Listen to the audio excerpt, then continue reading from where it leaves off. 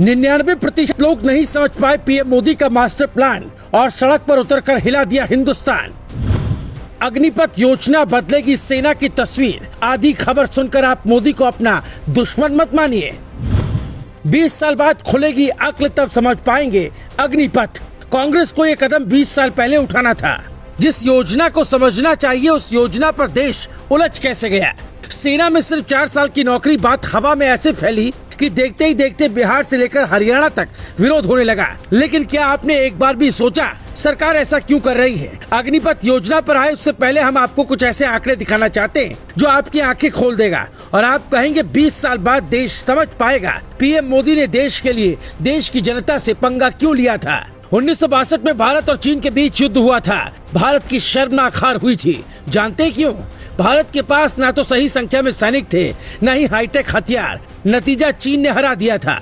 2022-23 में भारत सरकार ने रक्षा के लिए 5,25,166 करोड़ का बजट पेश किया। इसमें करीब 20% यानी 1,19,000 करोड़ रुपए सरकार हर साल पेंशन में बांट देती है। हर साल सरकार 2,33,000 करोड़ जवानों पर खर्च करती है। इसमें हथियार शामिल नहीं है। सरकार के पास मात्र 40% बजट बचा है, जिससे आप दुनिया की मजबूत सेना बनना चाहते हैं। यानी कमाया लाखों लेकिन खाया पिया तो बचा नहीं हजारों।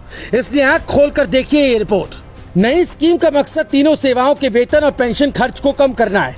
पिछले कुछ सालों में पेंशन का बोझ बढ़ा है और सरकार हथियार खरीदने वाला बजट भी पेंशन में बांट रही है। देश हित में तो अग्निपथ फैसला 100% सही लगता है। अगर व्यक्ति विशेष के लिए देखें तो योजना अच्छी नहीं लगेगी। यही कारण है देश के युवा अपने अपने हिसाब से फायदा देखते हुए सड़कों पर उतर आए। विरोध की असली वजह ये भी नहीं है। विरोध की असली वजह है अग्निपथ की उम्र सीमा। आपको याद है जब आप 17 साल के थे तो क्या कर रहे थे? जिस उम्र हम ये डिसाइड नहीं कर पाते उस उम्र सरकार आपको देश की सुरक्षा का जिम्मा दे रही है। दरअसल विरोध के पीछे का तर्क है 17 साल यानी पढ़ाई की उम्र। लेकिन हमने पड़ताल की तो पता चला 17 साल देश में कई नौकरी में जाने का सबसे सही समय होता है। फिर उम्र का विरोध क्यों? अग्निपथ योजना में ही क्यों किया जा रहा है? IIT, PMT, NDA जैसी परीक्षा को आप 17 की उम्र में पास कर अपना भविष्य बना सकते हैं। फिर अग्निपथ में क्यों नहीं? 21 साल के बाद लगता है आप IAS बनना चाहते हैं तो आप बन सकते हैं, क्योंकि आमतौर पर लोग 21 साल में ग्रेजुएशन पूरा करते हैं। मोदी की योजना पर नजर 2 साल से थी, इसलिए लड़कियों की उम्र भी 18 से बढ़ाकर 21 साल कर दी थी, जिसका विरोध हुआ था। पीएम मोदी की योजना आज आपको समझ में नहीं आएगी। वो इसलिए जिस वक्त देश को हाईटेक हथियार चाहिए उस वक्त देश की सेना में ज्यादा भीड़ की कल्पना नहीं कर सकते। चीन के पास भारत की तुलना में 2 गुने से ज्यादा परमाणु हथियार हैं। भारत के पास 160 तो चीन के पास 350 परमाणु हथियार हैं, जबकि अमेरिका और रूस के पास हजारों की संख्या में।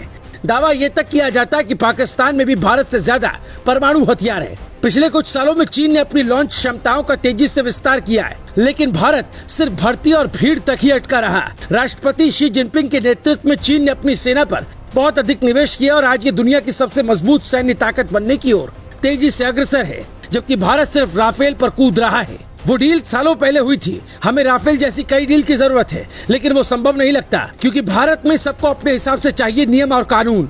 अब आप तय करिए, देश हित के लिए मोदी का अग्निपथ चाहिए या फिर आपको ये विरोध का तरीका पसंद है। जिस देश की नौकरी करने वाले हैं उसी देश को चोट पहुंचाना राष्ट्र हित में नहीं हो सकता है। Bureau report, global Bharat TV.